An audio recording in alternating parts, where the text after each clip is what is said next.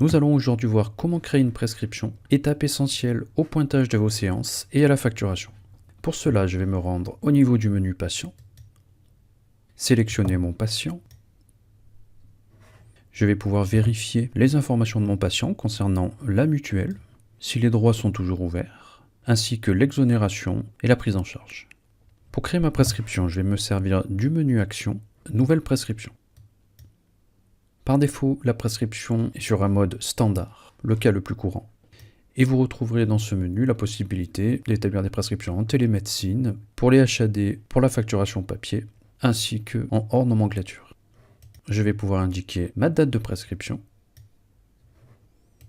mon prescripteur. En saisissant les premières lettres, je vais retrouver mon prescripteur. Si je dois créer un prescripteur, je vais me servir de la petite loupe à droite du prescripteur, puis sur le bouton Nouveau. Je vais indiquer que mon prescripteur provient de la sécurité sociale et je devrais à ce niveau-là renseigner les informations réglementaires qui sont le nom, le mode d'exercice, la spécialité et le numéro de facturation. En saisissant un nom, le logiciel va me proposer une liste de résultats provenant de l'ensemble des utilisateurs du logiciel Topazer. Je vais sélectionner mon prescripteur. Je vais pouvoir ensuite ajouter mon document score de différentes manières, depuis le scanner si je l'ai au format papier, ou bien depuis un fichier sur l'ordinateur. Une solution intéressante est la possibilité de prendre en photo depuis l'application mobile l'ordonnance au niveau du dossier du patient, de manière à la retrouver directement ici dans les documents du patient. Je vais pour l'exemple sélectionner un document générique quand je n'ai pas de prescription qui a été établie.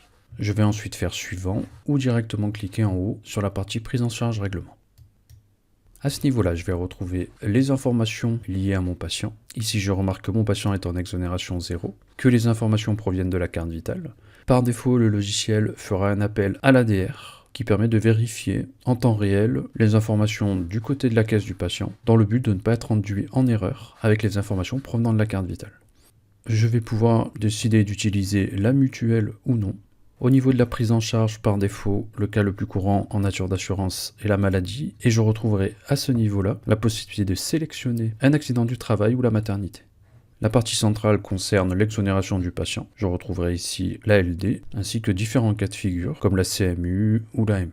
Concernant le tiers payant, si je souhaite faire payer l'intégralité au patient, je me positionnerai sur pas de tiers payant. Si je souhaite faire payer uniquement la part complémentaire au patient, je me positionnerai sur le tiers payant uniquement sur la part Sécu. Et si je souhaite travailler avec la complémentaire et faire l'avance des frais intégrale au patient, je me positionnerai sur le tiers payant AMO-AMC. Je vais pouvoir faire suivant ou cliquer sur la partie traitement. J'arrive ici dans le cœur de la prescription qui va me permettre de renseigner mon bilan, mes actes et planifier éventuellement des séances. Par défaut, la prescription est créée pour le professionnel connecté.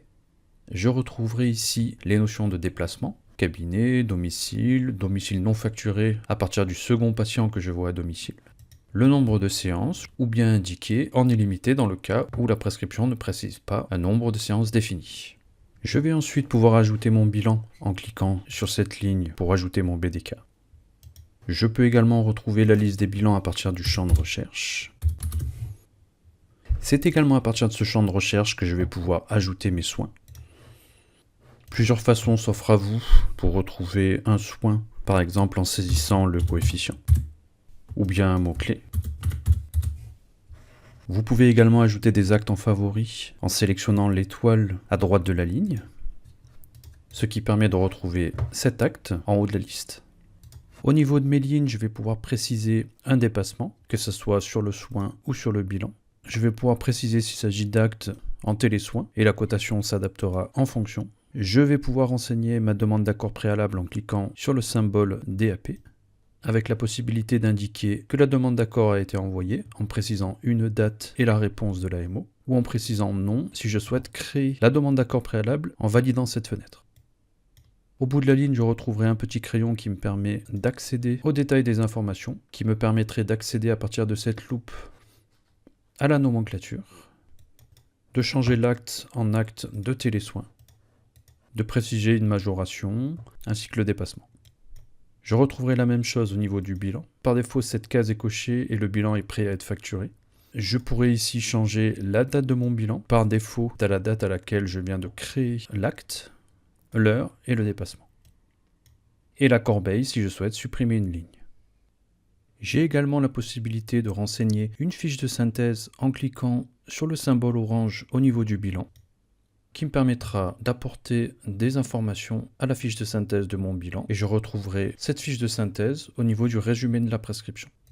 En dessous, je vais retrouver un calendrier de planification qui va me permettre de planifier des rendez-vous dans mon agenda. Pour cela, il me suffit de sélectionner les dates qui m'intéressent. Je note qu'à droite est apparu un encart qui me permet de visualiser les rendez-vous prévus sur la journée, de manière à ce que je puisse voir les créneaux disponibles sur ma journée. Et il me suffit ensuite de double-cliquer sur le créneau qui m'intéresse pour planifier le rendez-vous. Je pourrais donc ainsi choisir les jours sur lesquels je veux créer mes rendez-vous et ajouter mes rendez-vous comme si je le faisais depuis l'agenda. Si je souhaite ajouter un rendez-vous en même temps qu'un rendez-vous déjà existant, il me suffit de cliquer à droite dans la partie blanche pour créer le rendez-vous. Si je veux supprimer un rendez-vous, je me sers de la corbeille qui apparaît au survol.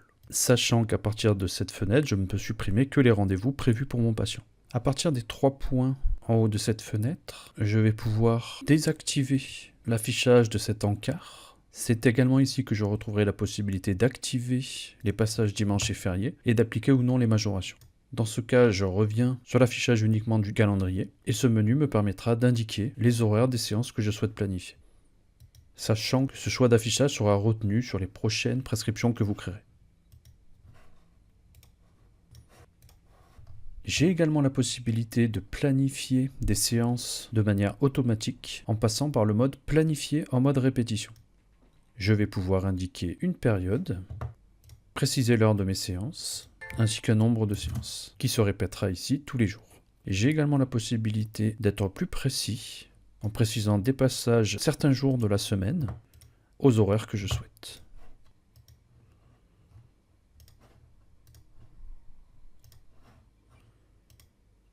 Et en validant, mes rendez-vous ont été créés sur la période. Je peux également décider de ne plus vouloir afficher cette planification au niveau de la prescription en cliquant sur le bouton moins au niveau de séance de la prescription, ce qui permet de cacher ce choix et ce choix sera retenu sur les prochaines prescriptions que vous créerez. Vous retrouverez également la possibilité, si vous faites de la mobilité, de prévenir le patient de votre passage par l'envoi d'un SMS automatique. Par défaut, cette option n'est pas activée. Voilà donc concernant la création ici de mon traitement sur mon bilan et mon soin. Je vais pouvoir valider ce traitement. Dans le cas où vous auriez un second soin à réaliser et que vous souhaitez pouvoir pointer de manière indépendante ce soin, le bouton « Ajouter un traitement avec un rythme différent » permettra de gérer ce cas de figure. Je vais pouvoir à ce niveau-là de nouveau créer un traitement, par exemple pour un supplément piscine, préciser par exemple en nombre illimité, valider mon traitement. J'ai donc une seconde ligne qui me permettra au niveau du pointage de pointer mes 2 actes de manière indépendante. Voilà donc concernant la création de la prescription, il ne me reste plus qu'à faire enregistrer pour finaliser. Ma prescription vient d'être créée, je peux la retrouver à partir du menu consulter au niveau du patient. La prescription se trouve donc ici. Voilà donc concernant la création de la prescription, étape essentielle à la facturation de nos séances.